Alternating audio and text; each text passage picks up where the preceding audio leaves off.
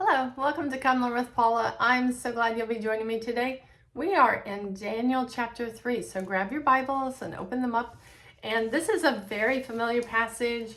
I remember being a little kid learning about Shadrach, Meshach, and Abednego in the fiery furnace. So that's what we're going to be studying today. If you've missed any of the other Daniel lessons, just go to my playlist on my channel, and then you can listen to the previous Daniel passages if you'd like to. Okay, well, as always, if you don't have the passage, I will print the chapter 3 of Daniel in the More button down below. So just press the More button and you can follow along. And we'll get started. And the opening is kind of interesting. The title today is Bow or Burn. So what a choice, right? Nobody wants that choice. Okay, it says the story of Shadrach, Meshach, and Abednego in the fiery furnace ranks with Daniel in the lion's den and David and Goliath. They're big stories, as one of the best known and most exciting Bible stories. One of the problems with a story that's so familiar is that we tend to forget that it really happened. It is not a myth, it is history. It is also a very practical chapter for men and women who are trying to live for God in a secular society. We face the same pressures these three faced: the pressure to compromise what is right before God in order to be accepted by others. To compromise what is right in order to be accepted by others. Warming up to God, it says, in what ways are you tempted to compromise your faith in order to be accepted by others? So in what ways are you tempted to compromise your faith? Well, I think that it's probably pretty easy today to be in a situation where you might compromise, and so we don't want to do that because God is to be feared and to be revered, and he's holy, and we should be set apart unto him. We should have no other gods before us. And those that are going into the lake of fire in the book of Revelation, the first one is the coward. And I just think, I don't want to be cowardly, right? But you don't cast your pearls before swine either. So there is a balance, and God will walk you through that in your life. Hopefully you won't have that situation like they did. We'll see. Okay, so our first question today is discovering the word. It says, what do you think motivated Nebuchadnezzar to build this image of gold, in verses 1 through 7. So it's about a great big statue that's being built. So let's read it, verses 1 through 7. King Nebuchadnezzar made an image of gold, 90 feet high and 9 feet wide. So it's really, really tall and not very wide. So maybe it had like a pedestal and then it was on top of it. So 90 feet high and 9 feet wide, and set it up on the plain of Dura in the province of Babylon. He then summoned satraps, prefects, governors, advisors, treasurers, judges, magistrates, and all other provincial officials to come to the dedication of the image he had set up. So the satraps, prefects, governors, and advisors, treasurers, judges, magistrates, and all the other provincial officials assembled for the dedication of the image that King Nebuchadnezzar had set up, and they stood before it. So the king was the author of this, and they said, I'm setting it up, you all come. And they came. Then the herald loudly proclaimed, this is what you are commanded to do. So, it wasn't a democracy. This is a king, and he's commanding them. This is what you are commanded to do. O people, nations, and men in every language, as soon as you hear the sound of the horn, flute, zither, lyre, harp, pipes, and all kinds of music, you must fall down and worship the image of gold that King Nebuchadnezzar thought he was God, that King Nebuchadnezzar has set up. Whoever does not fall down and worship will immediately be thrown into the blazing furnace. Therefore, as soon as they heard the sound of the horn, flute, zither, lyre, harps, and all kinds of music, all the people, nations, and men of every language fell down and worshiped the image of gold that King Nebuchadnezzar had set up. Oh, wow.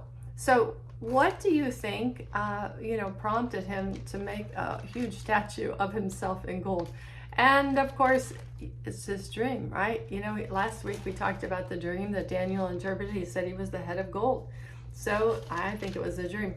But then this just so reminds me of Revelation chapter 13. And this is a story. We look at this story and we think, oh, that happened, years ago. And it's quite an imaginative story, right? But it's true. It's a true story.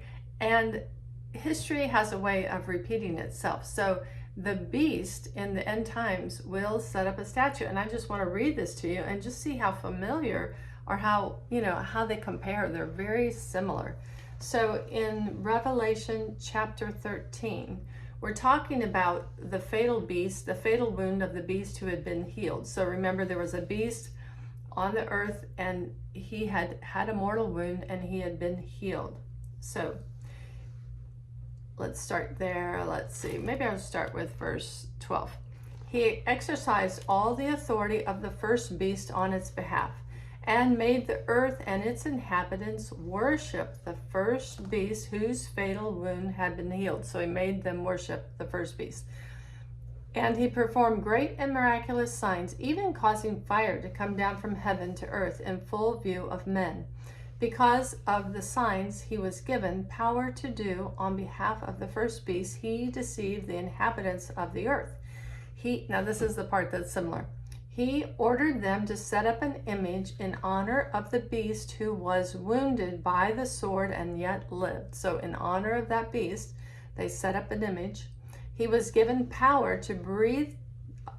He was given power to give breath to the image of the first beast so that it could speak and cause all who refuse to worship the image to be killed. So the image that's going to be in the end times will be able to speak, and if you refuse to worship the image itself, will kill you. Verse 16, he also forced everyone, small and great, rich and poor, free and slave, to receive a mark on his right hand and on his forehead, so that no one could buy or sell unless he had the mark, which is the name of the beast or the number of his name. Okay, you can read the rest of that. It's quite interesting. So I just think, wow, how similar is this, that you're made to worship a beast, you're made to worship an image, and that's what Nebuchadnezzar wanted them to do, right? And so we're going to, this is very practical for us, because if we're living in the end times, there's a possibility that we see this. And if we see this, we need to know how to respond. We need to make sure that we do what we should do, right? That we're not afraid to stand for Christ and do our part. Okay, so the first question we answered, I think, is just that I think it's the dream that he had that gave him this idea to do it, which would also, the devil was in his mind to bring all this worship to himself. I think that's interesting. Okay, question 2. Why do you think the astrologers reported the disobedience of Shadrach, Meshach, and Abednego to King Nebuchadnezzar? Verses 8 through 12. Okay, so now we're going to see that there's a, Shadrach, Meshach, and Abednego, they don't bow. They're like, no, we're not going to do that. And then there are people that, tell on them. They say, hey, they're not doing it. They're not doing what you said. So the question is why? So let's read 8 through 12. At this time, some astrologers came forward and denounced the Jews. They didn't like the Jews. And remember, Daniel and his friends were all put over the astrologers, so they were above them. Okay, they said to King Nebuchadnezzar, O king, live forever. You have issued a decree, O king, that everyone who hears the sound of the horn, flute, zither, lyre, harp, pipes, and all kinds of music must fall down and worship the image of gold, and that whoever does not fall down and worship will be thrown into a blazing furnace. But there are some Jews whom you have set over the affairs of the province of Babylon. So some, they're in high positions. Shadrach, Meshach, and Abednego, who pay no attention to you, O king. They neither serve your gods nor worship the image of gold you have set up. So I think they're doing it out of jealousy or envy. They really want the position and they're over them and they're not doing it. And they're just, like saying, hey, you got some bad people here. You need to set me up instead, right? Put me there because these guys are not doing what you said. So how does he react? Okay, let's look at our next question. Number 3. What temptations do you think Shadrach, Meshach, and Abednego faced when they were brought before the king? Okay, so now they're going to get brought before the king, and let's see how the king responds and then how they respond, right? What would be the temptation? Have you ever been in a situation where you're like, oh, if I just tell a little lie, I won't get in trouble. But if I don't, I'm going to get in a lot of trouble. I think that's the temptation, right? Just to say, hey, sorry, I should have done that. Let me do that now. But that's not what they do. Okay, let's read. 13 through 15. Furious with rage. Oh, he's so mad. Nebuchadnezzar summoned Shadrach, Meshach, and Abednego. So these men were brought before the king, and Nebuchadnezzar said to them, is it true, Shadrach, Meshach, and Abednego, that you do not serve my gods? You don't serve my gods? And he, of course he does. They don't serve his gods. Or worship the image of gold I have set up. Now, when you hear the sound, I'm giving you one more chance, right? Here he goes. Now, when you hear the sound of the horn, the flute, the zither, the lyre, the harp, the pipes, and all kinds of music, if you are ready to fall down and worship the image I made, very good. But if you do not worship it, image I made, very good. But if you do not worship it, you will be thrown immediately into a blazing furnace. Then what God will be able to rescue you from my hand? Oh, wow. Okay, so he's like, I'm going to give you one more chance. You can do it. Just bow down. And he's furious. He brings him in, but then he kind of gives him a second chance. And so that's interesting. I'm sure they want to, get out of trouble, but they're not willing to compromise the relationship with God. I admire them for that. That's amazing. Okay, question 4. What impresses you most about the response to these temptations, verses 16 through 18? Okay, so now let's read how they respond, and let's think about what is impressive about this. Verse 16. Shadrach, Meshach, and Abednego replied to the king, O King Nebuchadnezzar, we do not need to defend ourselves before you in this matter. Okay, I want to stop right there because I think this is something I'm learning. I want to defend myself. Like if you speak ill about me, but it's not true, I want to say, hey, that's not what I'm saying, or that's not the way. But he's saying, I don't need to defend myself about this, to you about this. We don't need to defend ourselves because we don't serve you. We serve God.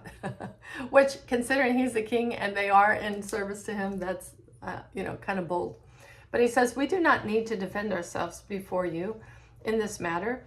If we are thrown into the blazing furnace, the God we serve is able to save us from it, and he will rescue us from your hand, O king. But even if he does not, we want you to know, O king, that we will not serve your gods or worship the image of gold you have set up. It's like, we are not doing it.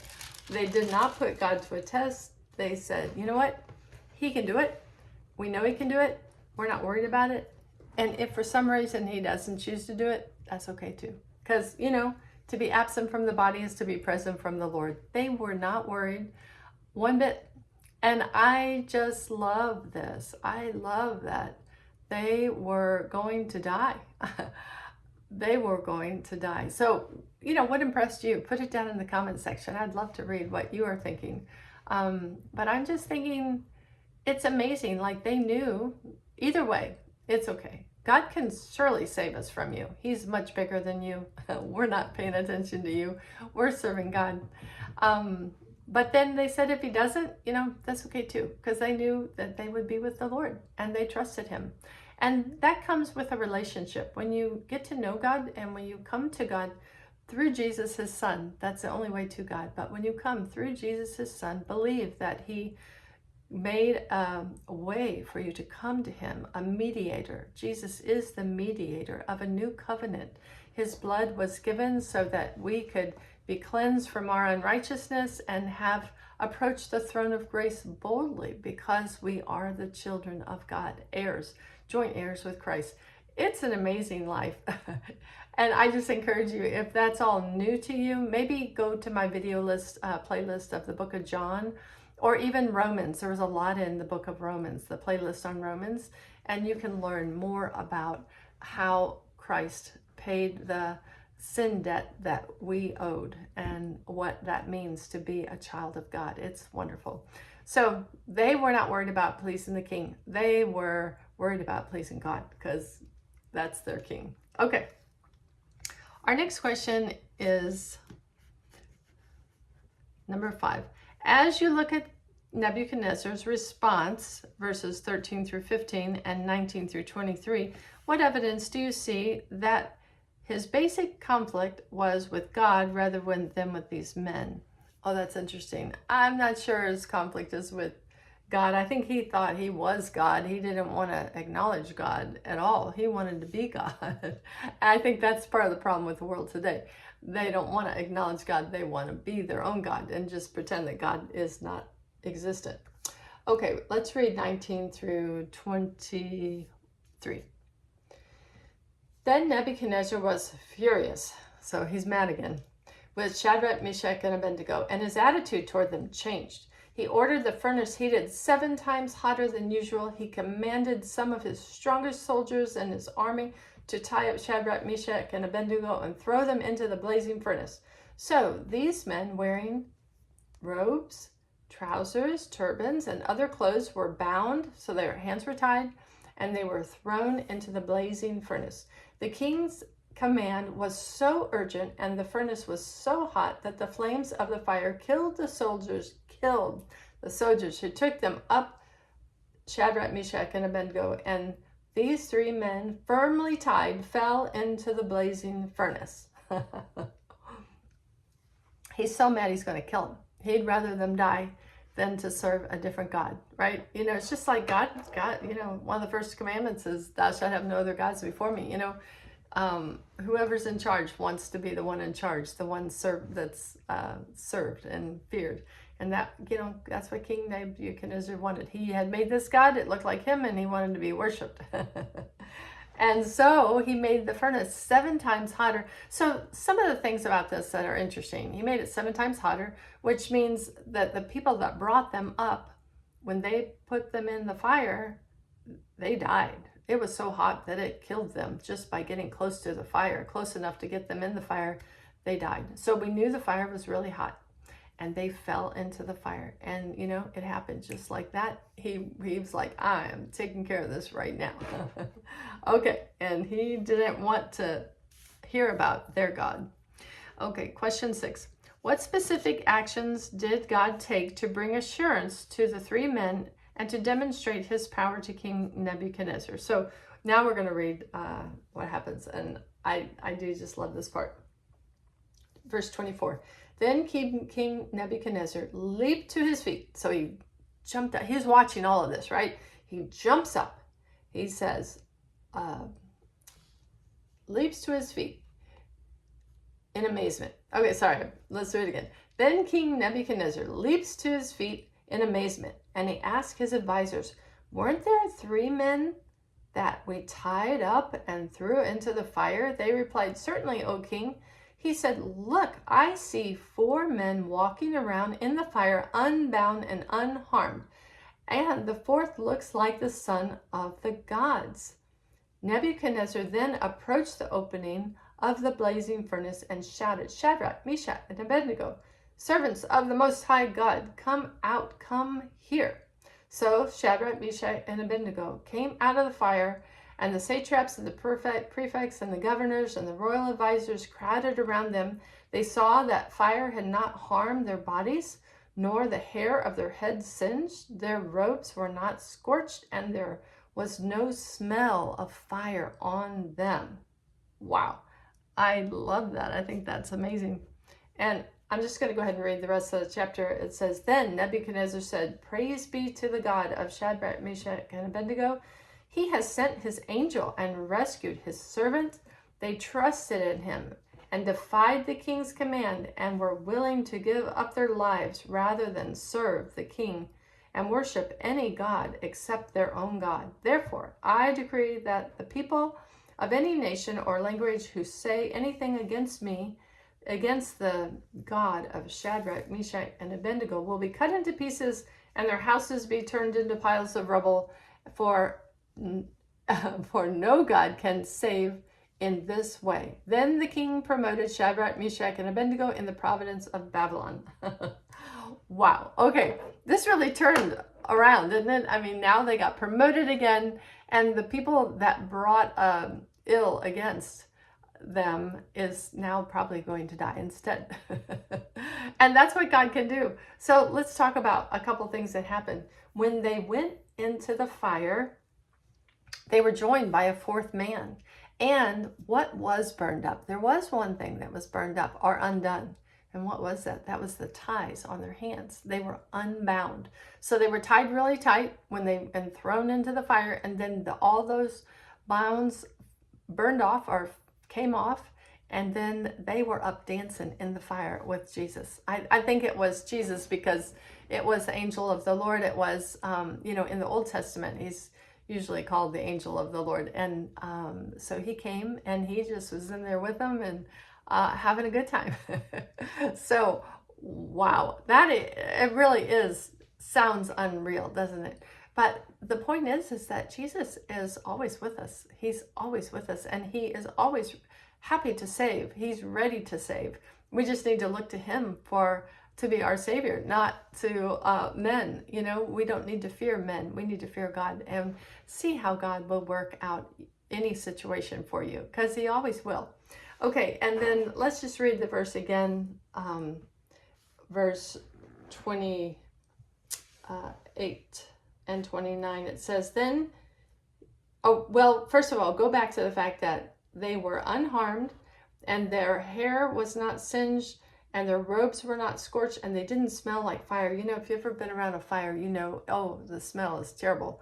It's hard to get rid of it. But there was no smell. I just love that. And their hair wasn't even singed. And the other people just died right away, right? So what a difference, because God protected them. That's God's protection. He'll put a covering around you, and the enemy can't do anything. I love it.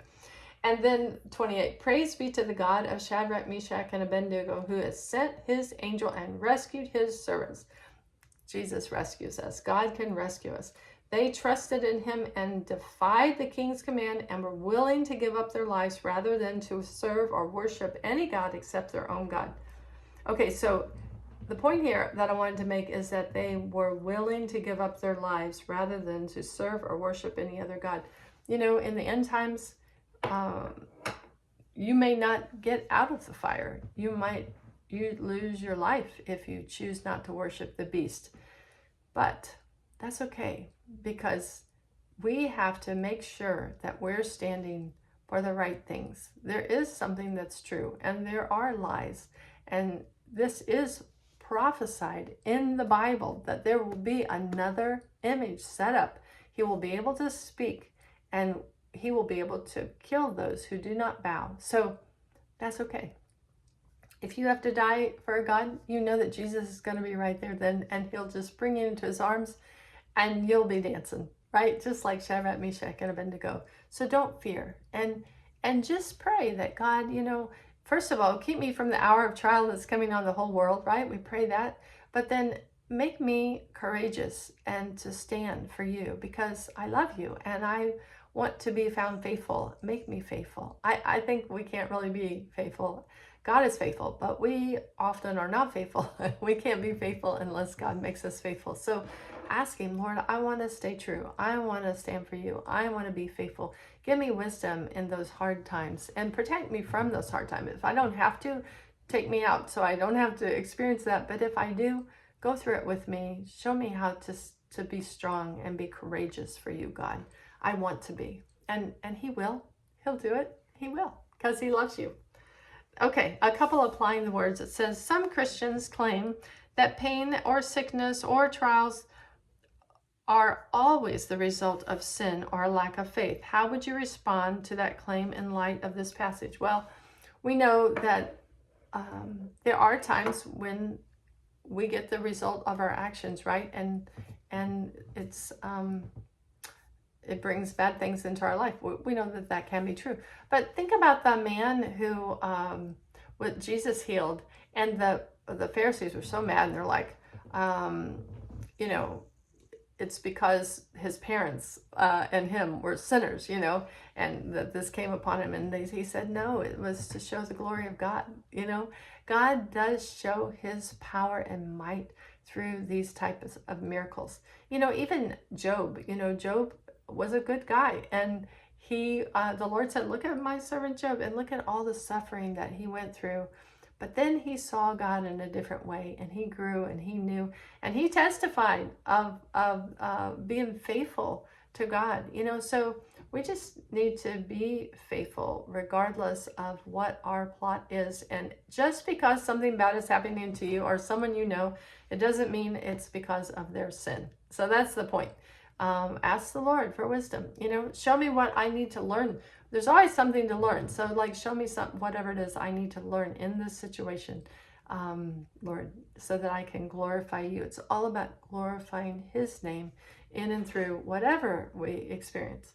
Okay, our last question in applying the word is, as you look back over this chapter, what lessons about the risk and rewards of obedience are most significant to you personally? So the risk and reward of obedience. I had just put being so firm in your conviction and love for God that I would be willing to be thrown into a fire. Trusting God either way. He saves or I burn. And the reward would be dancing in the fire with Jesus, right? They got to be saved. They got to be dancing in the fire with Jesus. And just knowing that I'm loved and protected. You know, you're loved and protected if you're Christ. If he's your Lord and Savior, then you're his child, and he loves you and he protects you. You're God's child and joint heirs with Christ. So I just encourage you. You know, I often say you can't have a miracle if you don't need a miracle. You know, you might be put in a situation where there's no way that it's gonna be okay unless God intervenes. And that's not a bad place to be, because God is perfectly capable of intervening. And sometimes we're healed here, and sometimes it's in glory. But regardless, you can't have a miracle if you don't need a miracle. So don't underestimate that situation that you're in, and don't look to man for help. Look to God for help, because the God is the one who is our helper and the one who can change the course of events for our life. Okay, and our responding in prayer. What commitments can you make to God today that will prepare you to face the pressures of the secular world? Speak honestly with the Lord. Well, just talk to the Lord and say, you know, I have a place in my life. I need a miracle, and it's really hard. So please help me. Show me how to be found faithful. Show me how to walk with you even when it's hard, and don't let me run away, and don't let me be deceived or go astray. I ask the Lord that because, you know, that's what it says in the end times. There'll be great deception. So ask the Lord, you know, God, show me, teach me, help me, and he will. Okay, well, thank you for studying. What a really fun passage. You know, I just love this. And then they were promoted. Praise the Lord. So, you know, don't worry what it looks like. Just wait on the Lord. Wait patiently for the Lord, and he will deliver you. Okay, great talking to you. I'll see you next time. Bye.